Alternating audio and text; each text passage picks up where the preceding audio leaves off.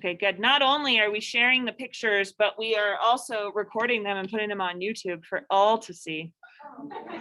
Don't worry, nobody watches these. Okay, is this our class? Let's see. No, other class.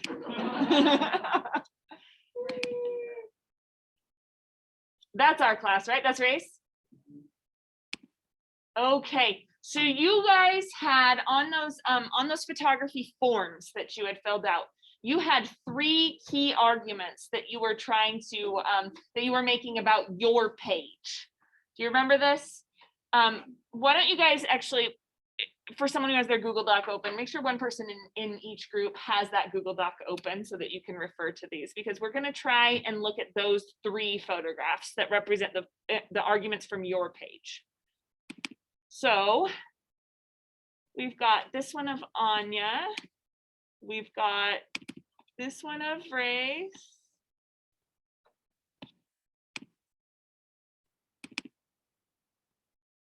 It's a good picture of Eli. And then we've got these pictures of the mountains. So I'm going to go to your group first. Which picture should we talk about first in terms of the arguments on your page?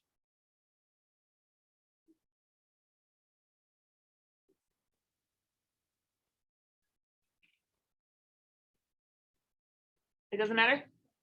Okay, let's talk about this one. What argument is this representing?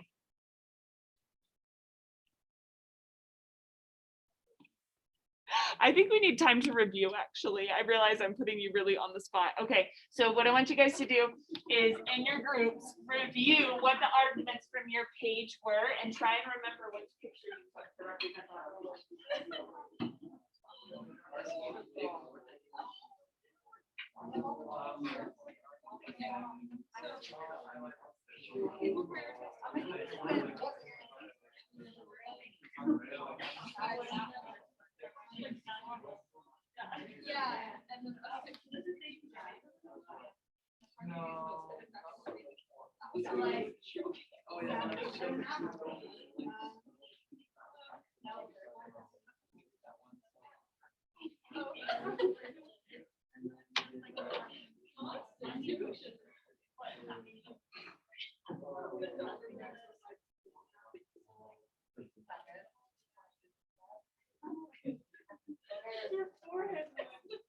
And this is what I decided we're going to do. We're going to talk about 1 picture per group. So decide which picture we're going to talk about.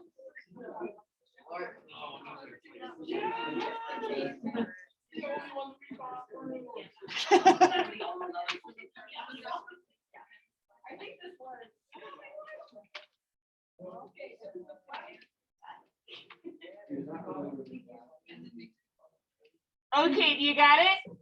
Okay, decide also in your group who's going to speak. No, please don't. I don't even know what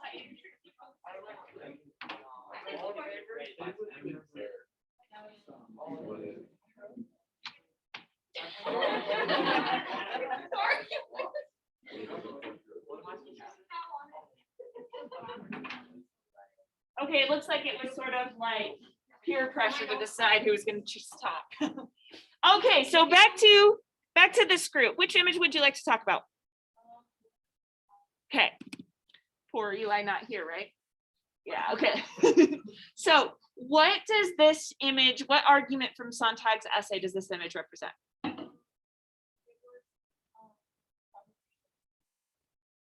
Okay, cool.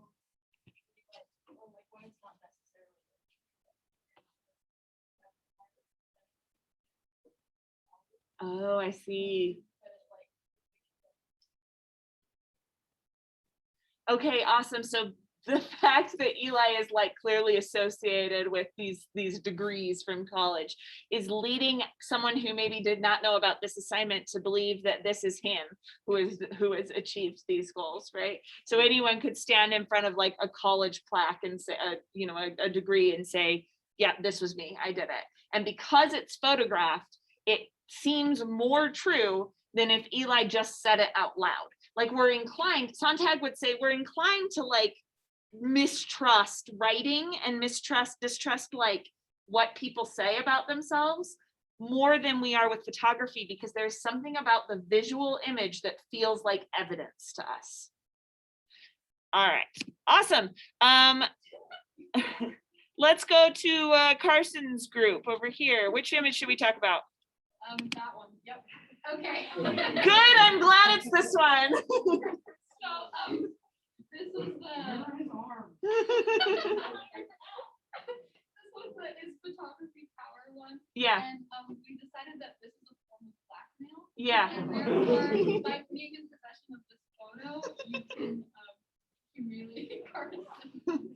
Okay, so this goes back to like the picture of the cat that I put on the board, right? And by putting a little frame around it and saying, okay, I own this cat now, this image is mine now, it gives you power over the thing that you are photographing, right? So in this case, now you've got this maybe slightly unflattering picture in your possession, and that gives you a kind of power over Carson, right? And even if it had nothing to do with blackmail, like even if you weren't threatening to give away this image, you still own Carson in this image, right? This image of Carson is now yours. It's almost like you own a little part of him.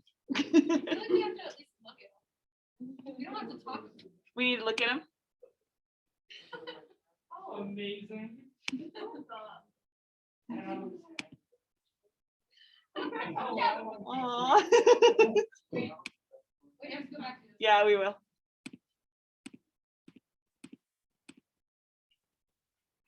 Oh, gosh. Beautiful.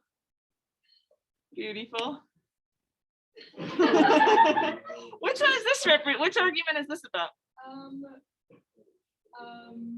Photography is about stepping back and not being involved. Oh, excellent. So is this Lily right here? Yeah. Lily just watching the thing happen and being like, oh, I'm going to record that, rather than stepping in and actually changing the status quo. Oh, she's taking a selfie.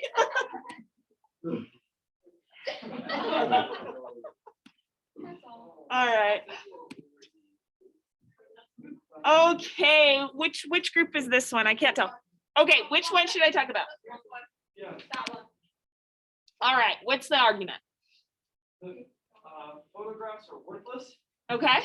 and we made the decision that cave pottery is worthless, and thus by adding the photograph to it, it is now even more worthless. Oh no, whose pottery is this? Cave Remington. Oh, okay, okay.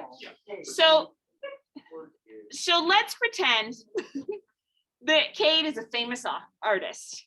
And if Cade were a famous artist, this would be worth money, no matter how stupid it looked. It would be worth money, right? Because he's a famous artist. And Sontag talks about, later in the book, she talks about how art objects, oh, Ben's here.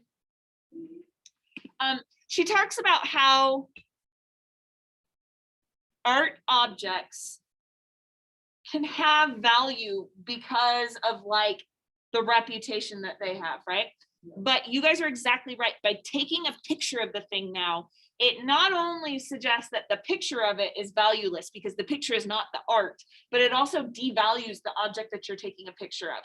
She was referencing something called the mechanical art of reproduction, which is a different, more complicated essay. But basically she's saying that through photography, we have rendered art valueless because anyone now can see it and own it. So to go back to the Carson picture, it's like by taking the picture, you own Carson now, right? At least Carson in that moment. She would say, now you own the art, you can reproduce it, give it to everyone. And because it's not exclusive anymore, that makes it have less value and maybe even become valueless. Good job. And then which one should we talk about with this group? This one. Okay.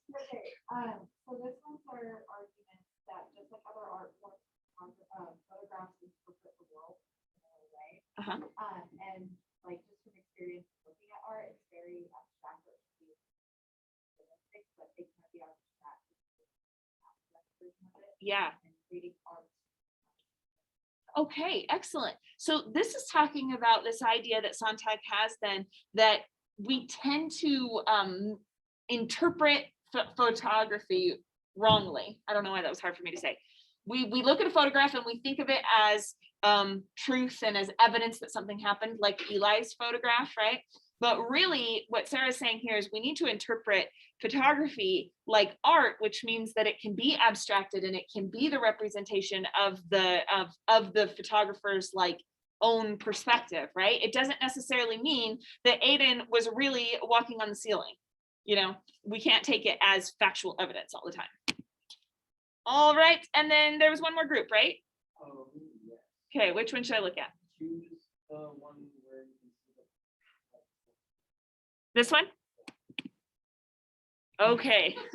Tell me about the argument there. Accurate representation of both of them. So he's arguing that photography is an art form, but is not practiced as such by a lot of society. Uh-huh. So photography can be an art form, but the way that we're taking a picture there is not taking any effort in putting it into any sort of art. So Yeah. it's kind of just like an effortless, you know. Right, right. So if maybe photographs had been more rare, if photographs had been always something that we were using for aesthetic reasons, maybe Sontag wouldn't have such a problem with them. But she's kind of upset by the ease that we can take photographs, right? All it takes is this little click of a button. And that makes it so that it becomes like really self-centered. I really like how it's a selfie here too. It becomes very self-centered rather than artistic. Okay, that was all the groups, right? Okay, so if it was not clear from this discussion, I'm hoping it's become clear though, that Sontag is ambivalent at best about photography, but mostly she's suspicious and doesn't really like it very much. She has passed away now, but I would have loved to read what she had to say about Instagram, because as far as I know, she never wrote about Instagram, but she was really interested in the way that photography lined up with activism too. She kind of gets at that at the end when she's talking about like war photography and like photography as voyeurism, where war photographers are taking these pictures of horrible events but don't intervene to help the person, right? There's a really famous photograph she pulled up of a kid in, I want to say Somalia. It's somewhere in sub-Saharan Africa. He is crawling through the desert and he's kind of like laying down on his side and there is a vulture in the background and the kid is obviously starving and that vulture is waiting for that kid to stop moving so that the vulture can pounce. It is a very disturbing image of famine and it won the Pulitzer Prize. It's one of the most famous photos ever taken. Has anyone seen this photo? If you remember, it sounds familiar. Yeah, and if your Google Chrome is open, you could look boy vulture famous photograph. I'm not sure I can't remember the photographer's name. But there was tons of criticism about that photograph. It launched the photographer into fame. That photographer was fairly unknown. He was a South African guy. It launched him into fame, but it also, he claims, caused him to have a mental breakdown because he was in this situation where it's like, is taking a picture of this kid's pain, exploiting his pain, is taking a picture instead of immediately helping him, showing how callous and horrible I am. Like he had a big existential crisis over this photograph. Afterwards, the photographer did not actually help the kid, but he stood by and made sure that the kid got to where he was going, which was like a place where he could get food. It was like an international aid type station. So it was like, 100 yards away or something. And he made sure the kid got there. But he didn't necessarily intervene to help the kid get there. So it's like, Sontag is talking about instances like that. She's like, if you can't trust that photographs are evidence, if photographs are extensions of the consciousness and just a way for you to get power as the photographer, then what are we doing taking pictures of all these terrible things? What are we doing even taking pictures of all the good things? Like, why are we taking pictures at all? Is it a moral action? So that's what Sontag's talking about.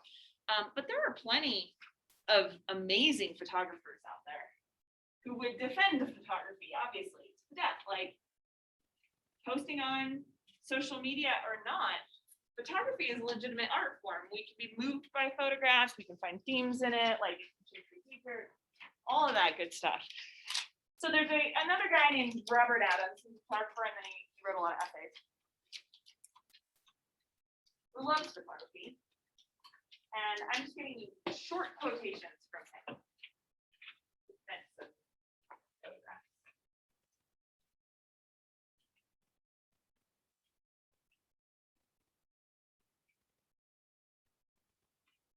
And then Ben, I will give you this when, just a minute, I will give you the quotations. Okay, so let's just read these together. He says, at our best and most fortunate, we make pictures because of what stands in front of the camera, to honor what is greater and more interesting than we are. We never accomplish this perfectly, though in return we're given something perfect, a sense of inclusion. Our subject thus redefines us and is part of the biography by which we want to be known. Okay, so tell me, what would he agree with Sontag about with photography? In that little quotation, what does he kind of agree with her about?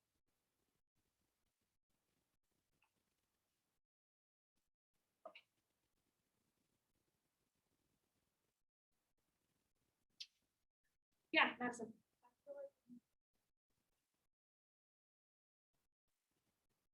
Yeah, I think so. It's like we're given something perfect, a sense of inclusion. I think he agrees that anyone can take it, so anyone can become a photographer and participate in this art form.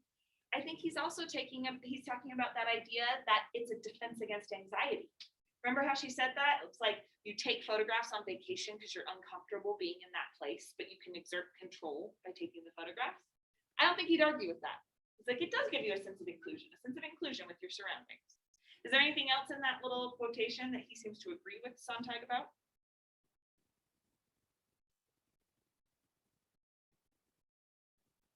Think about photography and social media and how photography works in social media. We talked about how you take a picture, post it to Instagram, and that it represents your life, but not accurately, correct? Sontag would say, this is not an accurate representation of your life. You can't take this as evidence. How would Robert Adams respond to that and spin that in a positive way? What's good about it not being evidence?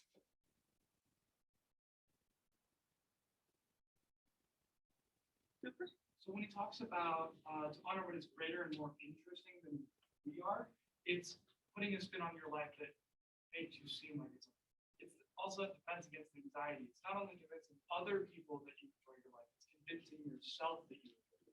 Yeah, exactly. So it's when he says it becomes a part of your biography, it's like a way to enjoy the world. And he says we honor things by making them seem more interesting. So you're honoring your own life, but you take a picture with your friends, you're also honoring their life too and making it more interesting. What's wrong with making your life seem more interesting? Like, why are we so obsessed with authenticity? Why do I have to know who you really are? Can't I know who you want me to think you are? Like, that seems perfectly fine to me in some ways. Carson? Just the last part of the last line, the way by which we want to be known. Yeah. You can, like on social media, I know I don't have social media, so I guess I don't know. But I've heard people making multiple accounts just because they redefine themselves in each different account. Like we talked about a month or so ago, like a family account, a friend's account, account for people you go to church or something like that. Right. And I think that could be a positive thing because then everyone gets to know little pieces, I guess. Right. So you still get to feel like you belong, but in a more complete way because you belong to multiple different communities. And that's a good thing to have inclusion in different communities. Yeah. Different people for, different purposes. Okay, let's just look at the other two quotes here. It says, the job of the photographer is not to catalog indisputable fact, but to try to be coherent about intuition and hope. So this is saying that the photographer's job is to convey a feeling, a positive, an optimistic feeling. It's to convey artistic intent. And it doesn't need to be about indisputable fact. He's like, who cares if it's evidence or not? And then the third one says, if the proper goal of art is, as I now believe, beauty, the beauty that concerns us is that of form, a synonym for the coherence and structure of underlying life. So this kind of goes with this picture of Aiden that was on the ceiling. Like he would be saying, if this is a photographer's sort of artistic expression of beauty, it's the form we should care about. We shouldn't necessarily be like, well, but was Aiden really on the ceiling? What we should think about is like why it has aesthetic qualities that we can appreciate. And if we do that, we're going to be able to appreciate the coherence and structure underlying life. So we'll be able to appreciate how beautiful and artistic your everyday world is too, when you see it in a new way. Okay, so I wanted to give you that opposite side because we're going to write a paragraph. We'll you guys, in the American Synthesis essays, American Dream Synthesis, and then in the paragraphs you wrote last time, which I commented on, by the way, you can see them. You are doing a really good job with that quote paraphrase method, especially in these last paragraphs that you wrote. You weren't choosing something that was too long. You were really like embedding that in your own prose. It flowed nicely, etc. Now we need to work on that idea of getting sources talking. So on the synthesis essay, you're trying very hard to show the way that the sources are commenting on similar subjects. So that's why I asked that first question about what Roberts here, Adams and Sontag agree and disagree on. Because that's sort of your ultimate goal in a synthesis essay, is sort of to put them against each other and to say what they have in common, where they differ, and ultimately what you think. So we're going to write a paragraph using both Robert Adams quotes and Susan Sontag quotes. So if you haven't yet, grab that Susan Sontag essay, have it on your desk.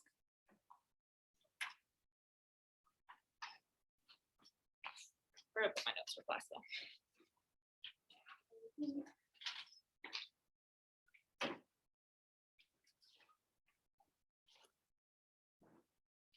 All right, so the goal in this paragraph is to find where they have similarities and where they differ. And I'm going to just give you your topic sentence again. So the topic sentence is: the purpose of posting pictures online is to pretend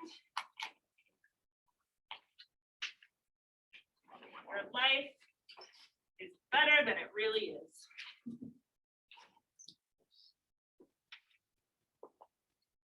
Okay, that's your topic sentence. So everybody write that down at the top of the line piece of paper. So no matter what you think, you're going to pretend that this is your point of view for this paragraph.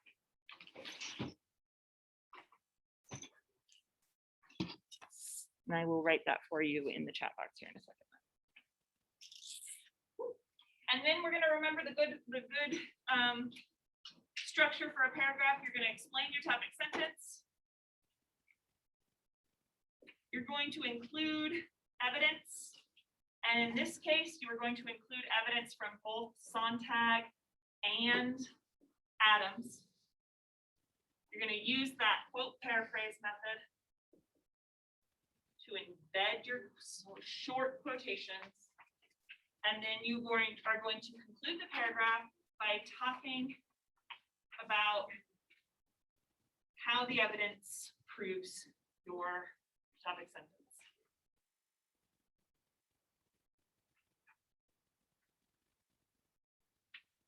Okay, you created a form last time where you pulled out a bunch of Sontag quotes that are interesting for these topics. So if you're feeling stuck about which evidence from Sontag to use, you might want to pull that out. But I'm going to give you about 10 minutes to write this paragraph. So long enough that you can really like try and do your best work on this paragraph. Okay. Any questions about what you're supposed to do? Yes. Can you explain the Sontag and Adams quote? Yes. So instead of just using one source to back up your topic sentence, you want to use two to have like a kind of conversation about your topic sentence, and then ultimately come out on one of their sides. So should one be like against it and the other one for it? It could be that, or you could focus on the two things that they agree with. Yeah, as long as you're using both of them for the topic sentence, but you could use them as a counterpoint to say, this guy says this, but Sontag says this, and her point is better. So I should paraphrase or quote. Yes. Good questions. Does that make it clear for you guys too? Okay, good.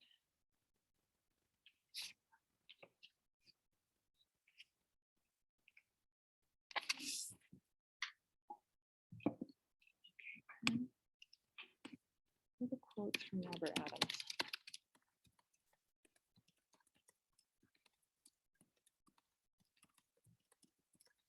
You know what? I think I can copy and paste this from my phone.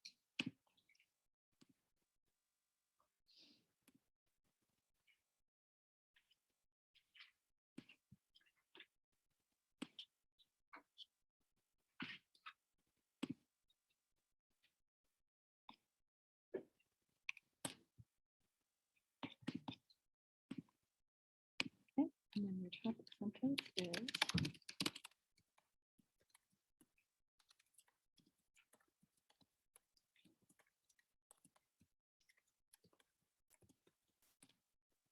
So use that and then use the Adams quotes and Sontag quotes to back it up.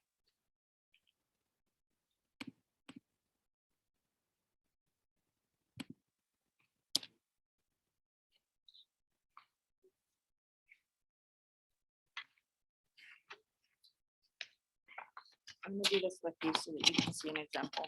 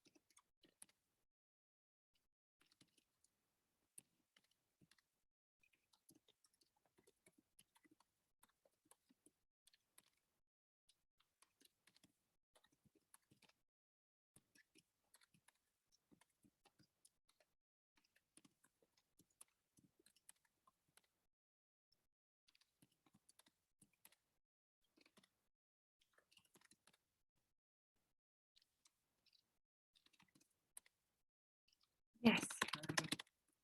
Yes.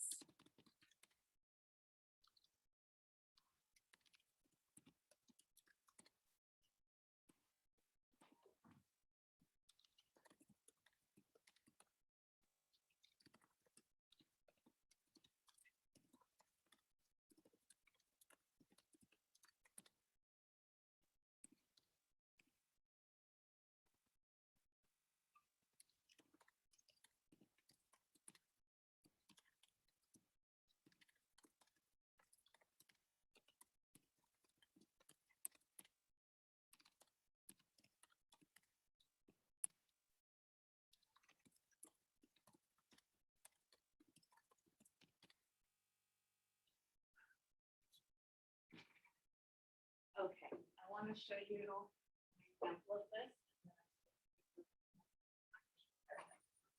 I'm hoping that this helps make things more clear. So I've tried to get multiple sources talking here. I even found a way to pull in Tolentino to back up some of my arguments. So I'm gonna make this a little bigger. So this is what I wrote, and your handwriting, so you won't be able to write as much. Typing is faster, but the purpose of posting pictures on social media is to pretend your life is better than it really is. That's our topic sentence that we're all using. Here's my explanation. When you go through your everyday life full of classroom lectures and office meetings, you're not inclined to take pictures and post them. It's when you do extraordinary things, go on vacation, win an award, get together with friends, that you feel the need to document and share the event. This creates an overall image of yourself that appears more exciting, more interesting, and even more worthy. Sontag laments this kind of misrepresentation, claiming that photographs have a presumption of veracity that makes them seem like evidence. So even though photography is an art, like painting or sculpture, people will interpret the images as fact and make choices based on those facts. Robert Adams agrees with Sontag that photography provides evidence for a self that is greater and more interesting than we are, but he doesn't believe that this is a negative aspect of the art form. Rather, he believes that photographs create a beautiful vision of our biography by which we want to be known. Social media exists as an advertisement of ourselves to the outside world. Just as everyday life is always performance, social media is an extension of that performance. We post pictures to pretend we are better than we really are, but by posting the pictures, we move closer to living the beautiful life we wish to live. So it's got the parts. It's got the topic sentence, it's got the explanation of what I mean. I get the sources talking together, especially the Sontags and Adams. And then at the very end, I try to explain how the Sontag and Adams help prove my topic sentence. All right, so I'm going to give you a couple more minutes. And if you're done with your paragraph, see if there, based on my paragraph here, see if there is more that you could add to it to make it more complex or to get those sources talking a little bit better. I'm going to give you like 3 more minutes to be ready. Yes.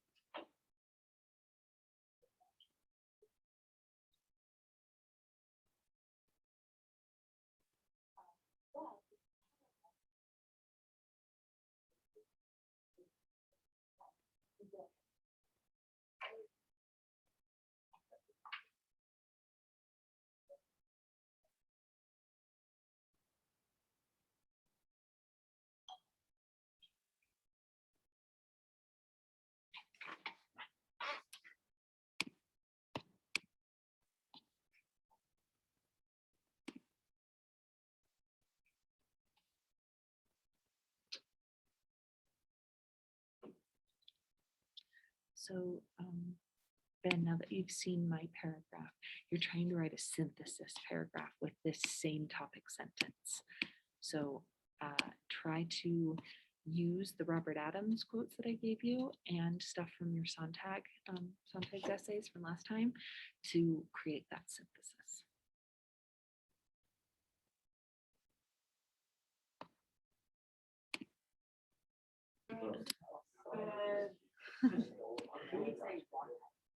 Ben, your friends miss you. They're back.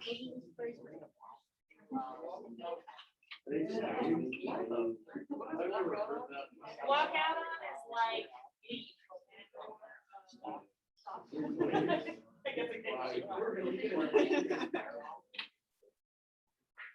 Like Piers Morgan walked out on his show when someone was mean about the royal family. Huh? Like to do. Good, but you gotta think of one word. I was trying to say it that way, but one word.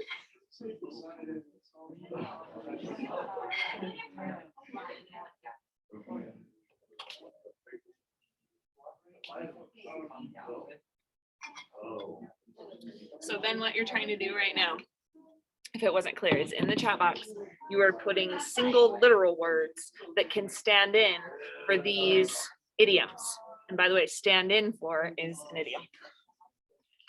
Single literal words that can replace these phrases. There we go.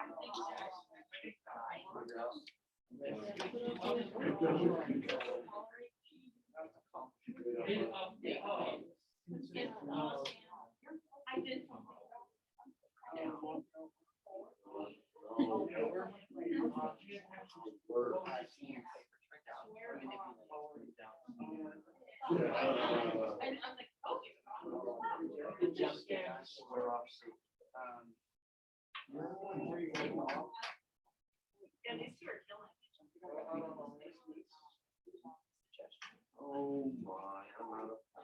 Or maybe like.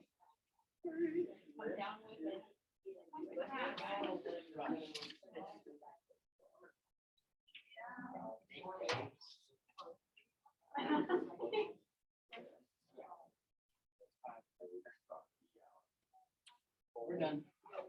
Awesome. You should come read them and make sure they all make sense. It would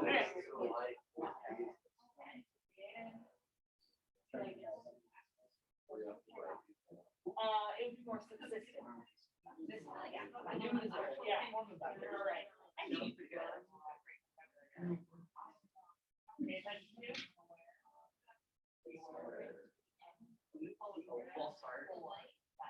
Stand for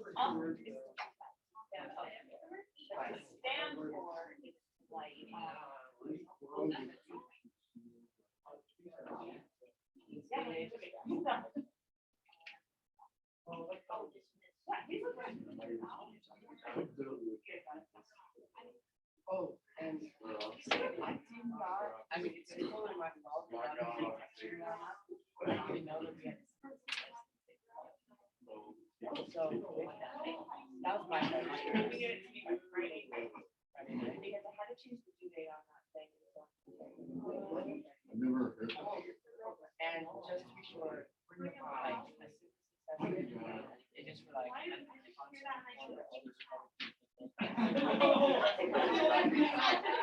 So it's like.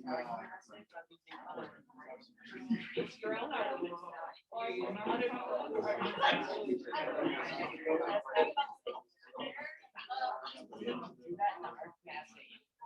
yes, but without quotation. So you're using,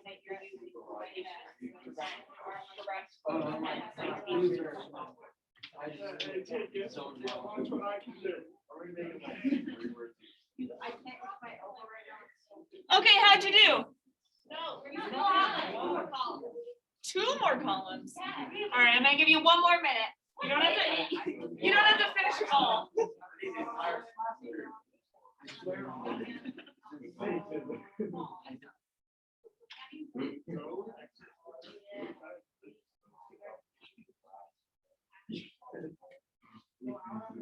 Oh, as in like.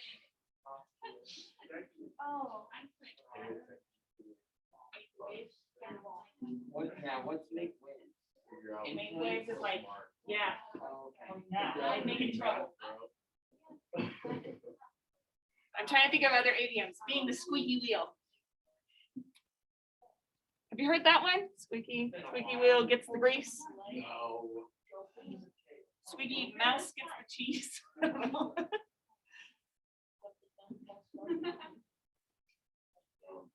Okay. All right. Even if you're not done, that is fine. You got the point. So these are what are called idioms. Idioms are what make learning another language really hard. If you're familiar with, like, you know, even in Spanish, like learning a language, you want to you want to put things literally according to like the literal dictionary definitions of words, but sometimes people in that like that grew up speaking that language will be like, no, you just can't say that. That's not the way we say it, right? And that comes from this idea of idioms. So if English is your second language, these things drive you crazy, and English has so many of them. It is when the individual words do not carry literal meaning. So an idiom is when a group of words put together has a different meaning than each individual word separately. So you think of an example like come up with. Okay, come up with means, here, I'm kind of like, gotta kind of go back and forth between the two here. Hang on, Ben, stay back there. Okay. Come up with on its own, like if you were to think of it as literal, it makes absolutely no sense. It is just a random verb with two prepositions, and who knows why we decided that this means what it means. But what are all the words that you decided to mean come up with? Oh wait, we already kind of did that together. What was another one? Come down with. Let's do come down with. Nah, I like come up with. Okay, so I said before, invent. What are some other words that say the same thing? Create. What else? Think. What else? Does it have to be that you actually create the thing and you actually make the thing? It can just be thinking, right? So what it would imagine, conceive. Anything else? Okay, the point here is that instead of choosing one of these very, very precise words that have different meanings, like invent is different than imagine. Invent means that you actually went through with the thing and you created the thing, right? It at least has specs on a paper, but just imagining it, that only exists inside your head. So what ends up happening is that with every idiom, there is a level of imprecision that makes reading your writing difficult. Not just for people who are not native English speakers. It makes it difficult for everyone because the level of language, it's so imprecise and vague that when you say come up with, one reader might think invent, another reader might think conceive, and you as the writer are not able to control which one they're thinking of. And usually the reason that we use idioms is because we actually don't have a precise grasp of our argument. Like we're sort of leaning back on idioms because we are also vague about what our argument is. So when I tell you to say things literally, I'm forcing you to really understand what your argument actually is. But I'll just show you some other idioms that are in other places.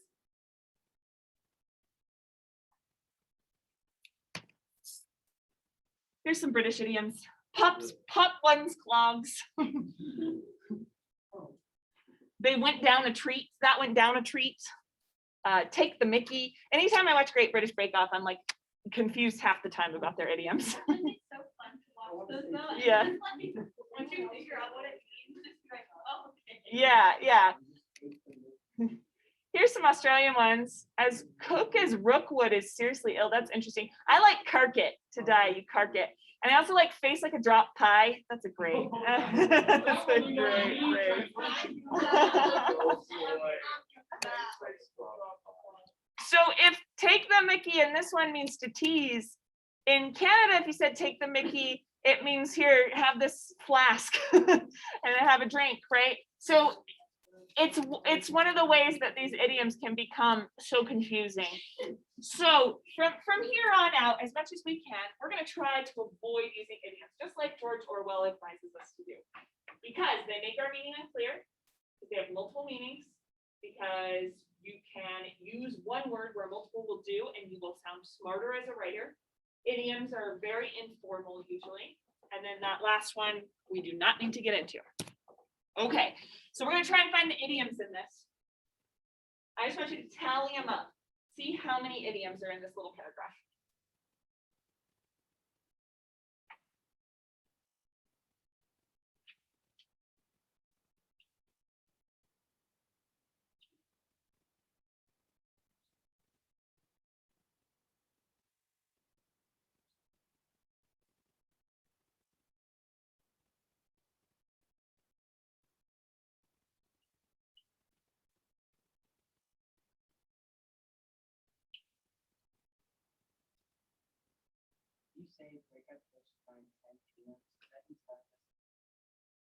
No.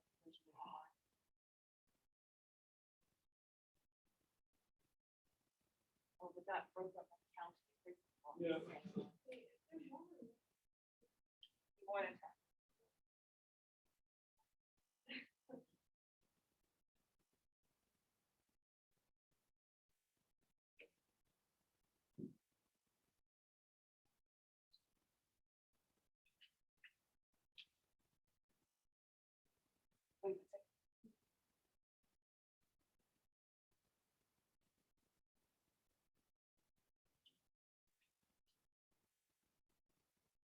I think there's at least 17. That's right. Yeah. Yeah. Yeah. Let's go through it. Line number 1, where are the idioms in line number 1? Came up with back to basics. Yeah, that's just a common phrase that we use that doesn't really have much sense. She knew the class would never cover a lot of ground in a short amount of time. Where's the idiom? Cover a lot of ground. Where are the idioms in the next part? And crank out. Yeah. Hit the books and find 10 idioms. Where's the idiom? Yeah. I'm counting brainstormed as an idiom, but technically that's sort of like gotten into the dictionary, so you could quibble with that one. How about line number 5 or the 5th sentence? Flying color, 6th sentence. Yeah, and paint a picture. Paint a picture is my least favorite idiom in the whole planet. I think it's because I teach rhetorical analysis, and so every time someone writes about imagery, they say, this image really paints a picture in your mind, and it's just nonsense at this point. So we can delete that from our vocabulary. Mary and Jason teamed up together, put their thinking caps on, and really pay attention to the language in the book. There's 3 there. Yeah. Yeah. Teamed up, thinking caps, paid attention. Okay, it's clear why thinking caps are. What could be another word to stand in for teamed up? Collaborated. Yeah. Mary and Jason collaborated. And then paid attention. Yeah, how could you say that literally? Good, because to pay attention to, like, the word pay is not meant literally there. That is not what Sam that I would be mad about. No. By and by would be an idiom. Ms. Borb asked for a show of hands and took down a list of idioms. Where are the 2 idioms there? And then took down. Yeah. And she felt their students really hit the assignment out of the park and never got an A for effort. There's definitely one idiom in there. What is it? Assignment out of the park is definitely one. The A for effort I've had people argue with me about, because if I did give you an A just for doing the assignment, then technically that is literally an A for effort. But because it's a phrase that we hear so many times it's become cliche, I call it an idiom. So that would make 18. Okay. You got it? So flip your paper back over to the paragraph you wrote at the beginning of class. And find your idioms, circle them, and see if you've got any of them. Oh, no.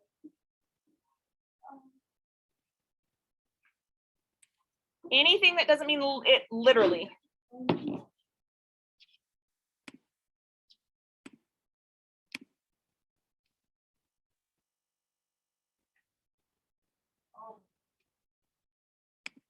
Ben, you're doing great at home there.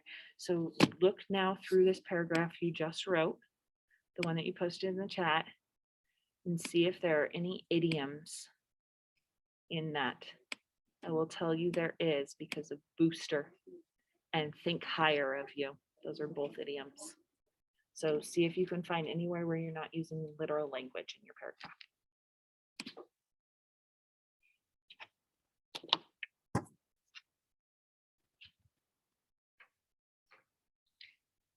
Would this be easier if I had you trade papers?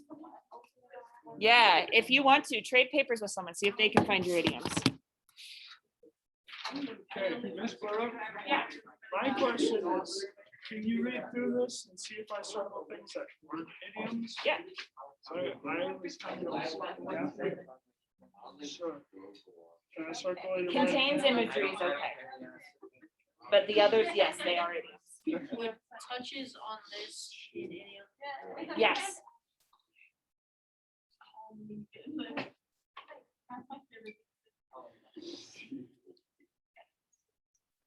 Light, yeah. Nathan. Calls on. Someone said, yeah. Instructions, and I was like, how do you care?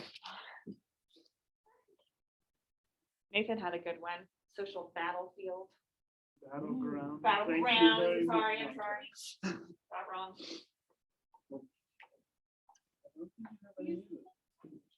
I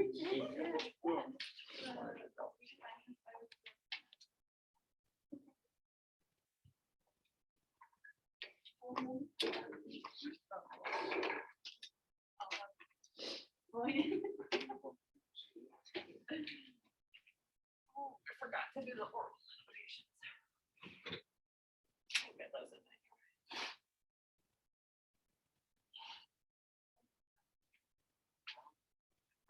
think I'm not good at finding that. Maybe you didn't write any. No, this is Christiane. Oh, maybe Christiane didn't write any. I don't even know what idioms are, like. So think of it, yeah, I might not have explained it very well. Okay, so something like come down with means to contract an illness, Yeah, like. right? So come down with, think about those separately. Come means like, come over here, down is like a direction, and with is like together. In no way does that align with this meaning of come down with, right? Yeah, so it's like anything that's metaphorical that you're not really thinking about the metaphor. I'm actually proud of myself. It's hard, like separating it in my mind because it's so integral. Oh, yeah. Absolutely, it's so hard. And when I write with like, it's honestly, it's like 80% in idioms, and then I have to go back and change everything. Yeah, Cooper. So what if you think, so you use a metaphor as an idiom as a metaphor? Tell me. So what I was talking about, performing an ever-changing masquerade. I don't know if that. I like it because as Orwell kind of distinguishes, there are some metaphors that are stale and some metaphors that feel less stale. I also like social battleground a little bit more than other idioms because it's a little bit less stale. It's still an idiom. Yeah, okay. And if you're not exploring it, or if you didn't intentionally use it as a metaphor, then it's a problematic idiom. Okay, But not all metaphors are bad. okay, makes sense. Yeah. Well, there's. Okay, does anyone have a paragraph that Orwell would love? No idioms at all? I'm not gonna make you read it or anything. Okay. Awesome. Okay. Good job. So let's then transition into the Orwell stuff. So he has a bone to pick with idioms. We know that he doesn't like imprecise language, etc. If you had to say what Orwell's central thesis is of the entire essay, what would it be? I'm gonna have you guys just talk to the person next to you, decide what his central thesis is, and write it at either the top or the bottom of his essay. Central thesis is like, we need to be more precise. Modern day language. Yeah.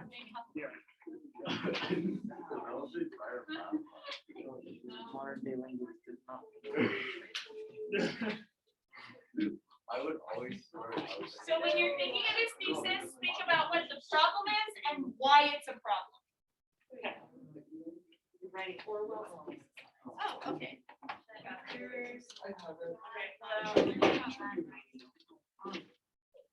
Awesome, that's right. We're talking about the pretentious language. That's right. Yeah, got it. Emily, got it.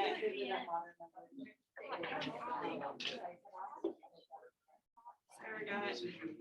Hey, got it. I'm just trusting you guys so much now. I haven't figured this out in a long. Got it. There's so much stuff. It was so hard to read once he got to explaining some of the things, like, Yeah. I got like 4 per page. I I was proud of have, myself. like, Good. I don't know, I could annotate more, but I don't want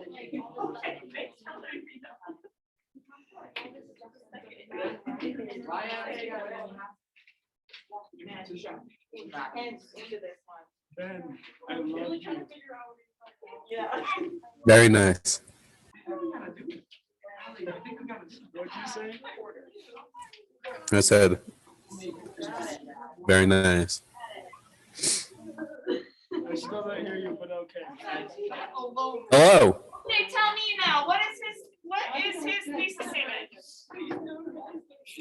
The thesis statement is, Take, That modern English is boring and repetitive. good. Yeah, what else is wrong with modern English? According to Orwell, boring and repetitive and Cooper It's imprecise. and imprecise. Awesome, Nathan. I wrote that it needs to be more precise, so. Okay, and needs to be more precise. And it's what? Habitual. So like unthinking. Carson? Kind of like automatic or lazy. Yeah. That's what he said. Yeah, but let's do say lazy. And Christian? It borrows from other languages. Yeah, and plagiaristic. And most of his problem with the borrowing from other languages in particular is that it is, what's the word, elitist. It is, what's the word that you used before? Pretentious. Oh, yes. The word Orwell uses. Yeah, okay, there we go. Lots of things wrong with modern English. He is like your grandpa reading your text and saying like, what are the kids up to these days, right? Why is this a problem for Orwell? Okay, yeah, it's a problem because modern English is no good for, reading anymore. But I think it's a bigger problem than that. And this is where we get into the idea of politics and why this essay is called Politics in the English Language.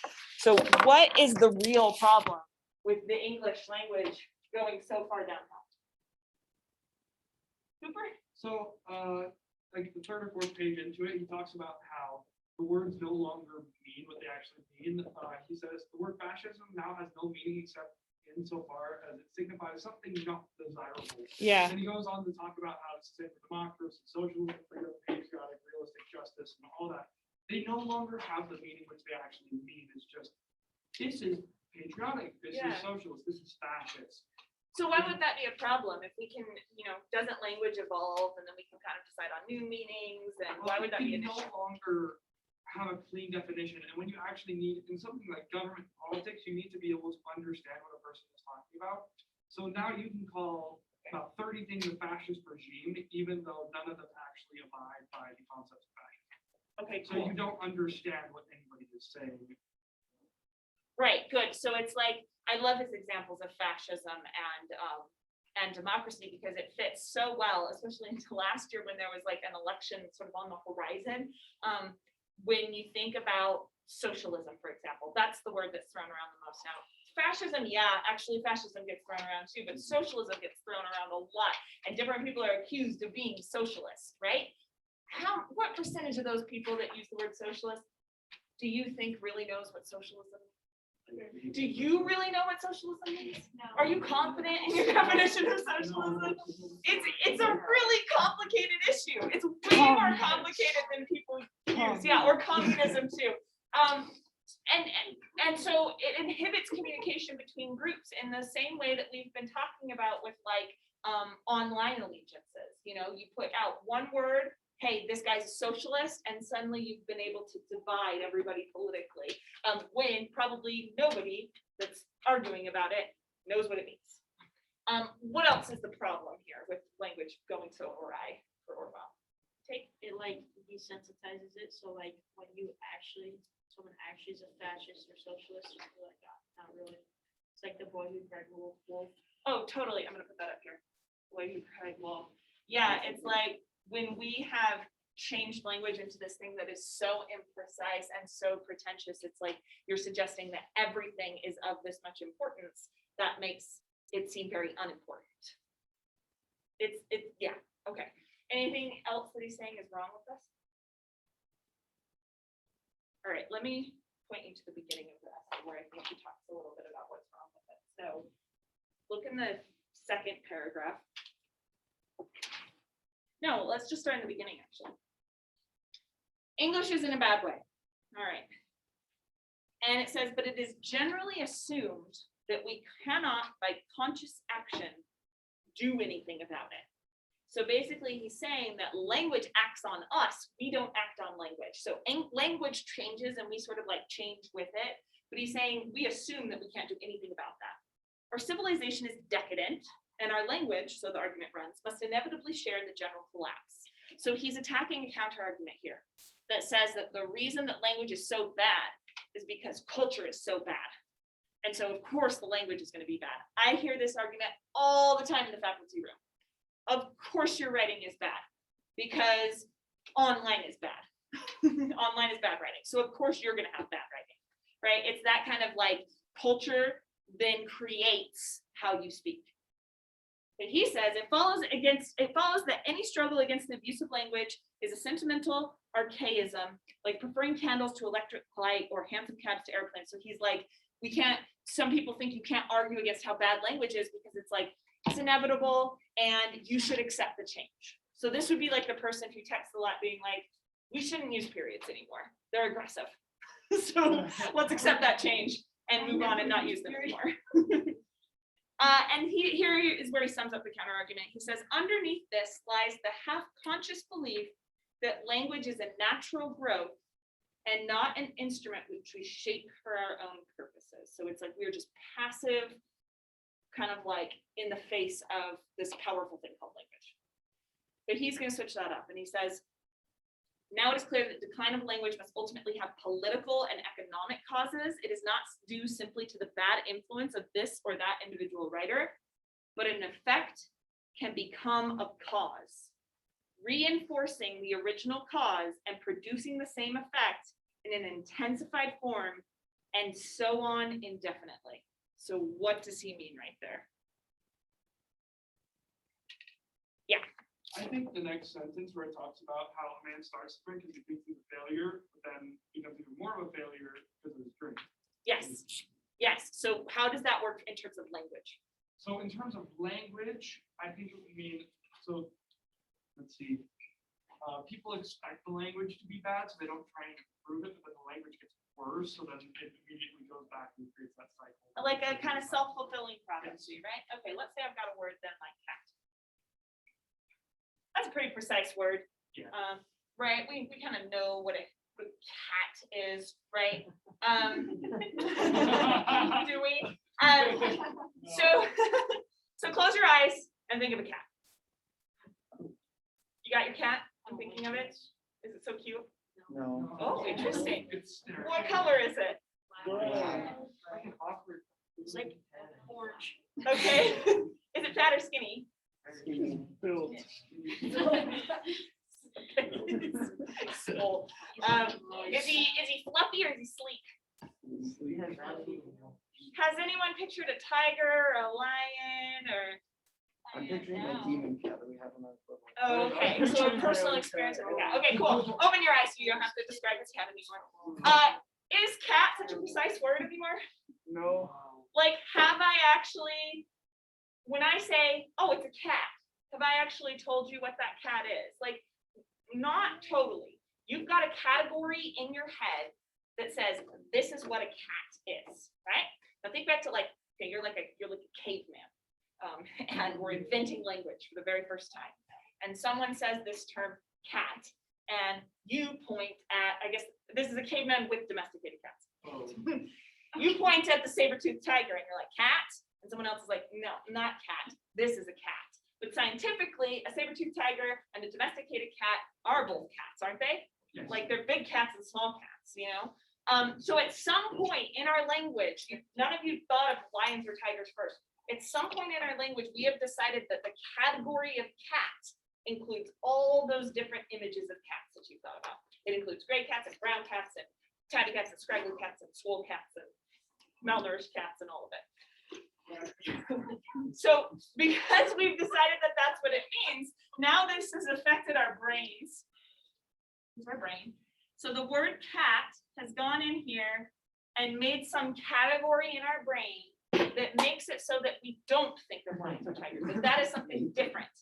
And then our brain will speak the word cat and it kind of reinforce that concept that this is what a cat is over and over again. And Orwell is saying by choosing a word that is imprecise, like cat is imprecise, you are actually reinforcing this imprecision in your brain. And so your brain is going to become simpler and simpler as we kind of like simplify language. Does that make sense? So it's like you are going to become, the more stupid language you use, the stupider you are going to become. And it says it becomes ugly and inaccurate because our thoughts are foolish. But the slovenliness, the laziness of our language makes it easier for us to have foolish thoughts. It says if one gets rid of these habits, one can think more clearly, and to think clearly is a necessary first step towards political regeneration. So the problem with this is not cat. The problem is fascism, as usual. What's the difference? So we have this idea of fascism. We speak fascism, then fascism, because we speak it more and more often, and it loses more and more in precision, enters into our head so that we are no longer clear what fascism actually means. Here's where I find Orwell's argument really interesting, though. What came first? Because yeah, it's a chicken or an egg argument, and I don't know that he comes down on one side or the other, but is he saying that we had thoughts before language? Is he saying that our thoughts before language were more precise, and then because we've used language, they have influenced our thoughts? Or is he saying that language came first, and then this influences our brains? So when you're born, you enter into this world. Do you already have the capacity to think? Or is it because your parents say, oh, it's a girl, or oh, it's a boy, or oh, it's so cute, you suddenly enter into the world of language, and that creates your capacity to think? Did we know what a cat was before we invented the word cat? Yes. Yeah? Okay, wait, tell me why. Yeah, Cooper. I think you need to distinguish whether or not a thought involves language, because you can think things and you can think of a concrete object. You can think of a wall, but you don't have to think of a wall. You can know what it is and know what it is, but you don't have to have a word attached to it for it to be considered thought. So that means, are we attaching the thought to thinking of an object, an abstract object, a solid object, or to the word that's attached to it? Yeah, Yeah, thought isn't necessarily words in your head. right. It could be It can be images, right? imagery in your head. The imagery is from the very first time before. So if you were to enter into a room for the very first time, like, I don't know, you're wiped completely blank and you entered into a room for the very first time, would you know that this piece is like separate from the rest of the room without knowing that this is called a wall? What do you mean? Yes. What do you mean by separate? So like you go into a room, right? And you know, because you've learned the words for them, floor, ceiling, wall, desk, board, etc. But if you had none of that, you had no language at all, would you actually know that the wall is a separate thing from the ceiling?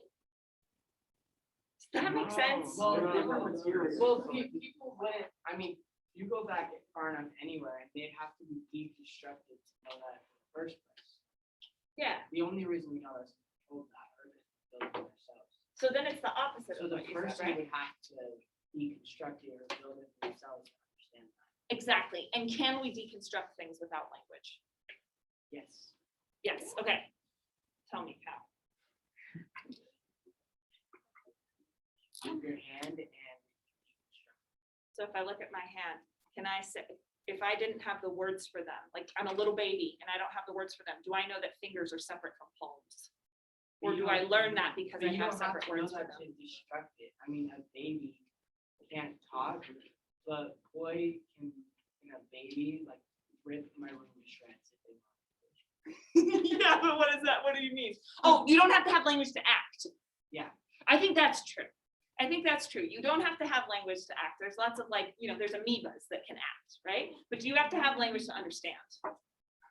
Oh, this is breaking my brain. No, that's not a bad idea. I was gonna talk about how dogs and how they kind of understand situations. Yeah. And I realized we can switch our language onto their genetic code. They're the only animals to run towards humans when they face danger. They're the only animals to look for eye contact in humans, not even another dog. So that wouldn't even be a good sense because we have Yeah. inflicted so much upon them. So they're our language was no domesticated. longer- And maybe domestication is just entering into a world of language. Yo, imagine dogs can talk. Emily? Well, I feel like understand is like part of language. Yeah, I don't, like, I don't think there's a need to understand if you don't know what understand. Like you were saying that. How would you know that fingers are separate?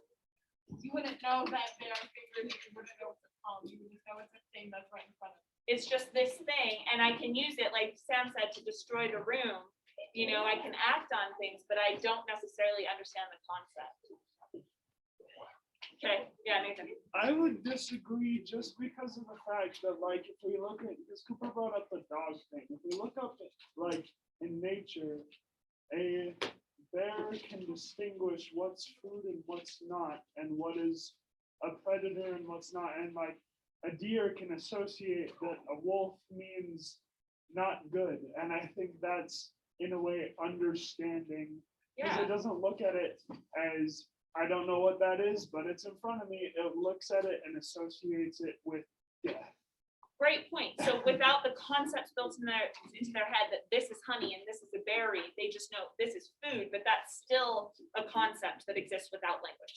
Yes, So it could be in language, could be in, or understanding could be instinctual then. yes. Yeah, okay, last comment on this person. A way I started thinking about it is kind of like in math, where you can solve a problem but not know why it's solved, or you can solve a problem and like understand the process.